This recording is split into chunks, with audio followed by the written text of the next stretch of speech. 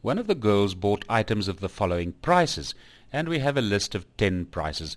Now we must determine with the use of the calculator the mean and standard deviation. So this lesson is about showing you how the calculator works.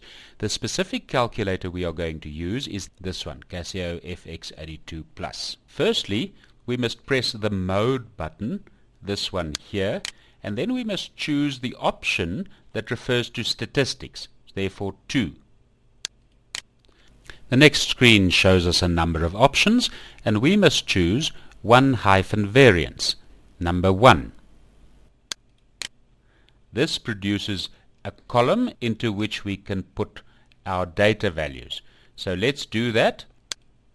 10 equals 4 equals 6 equals 37 equals 13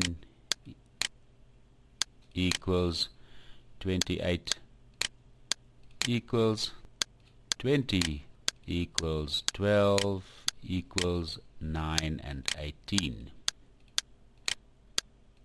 Now that we've entered all our values, we must press the AC button.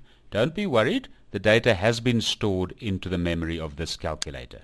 In order to now do calculations, we must press Shift and number 1. You will see above number 1 we have the word stat.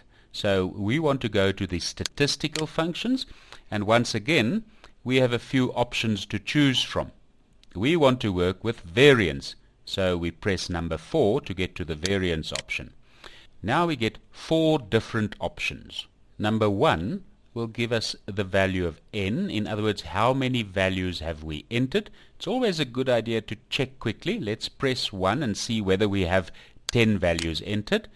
It comes up with n, and now we must press equal, and it shows you that we have entered 10 values in our data set. To get to the other values on that option, we must start again with Shift, Stat, and choose number 4 for variance. And let's go and look at number 2, which gives us the mean of this set of data. So number 2 equals gives us 15,7. Our mean here is 15,7 of that data set. And once again, let's go back and find the standard deviation. So we press Shift 1 4. This is the symbol for standard deviation. So we press 3 and equal sign, and we get the standard deviation as 9,788. This method using your calculator is acceptable, so you may calculate your standard deviation and mean, etc.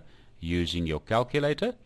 But if you prefer using the long-winded table method, that is correct too. When you go through these steps, you will see we got exactly the same answers as those we got when using the table. Practice this a few times so that you can do this quickly and on demand in a test or exam. If you have a different type of calculator, it will be fairly similar, but play around with it until you can do these calculations on your calculator.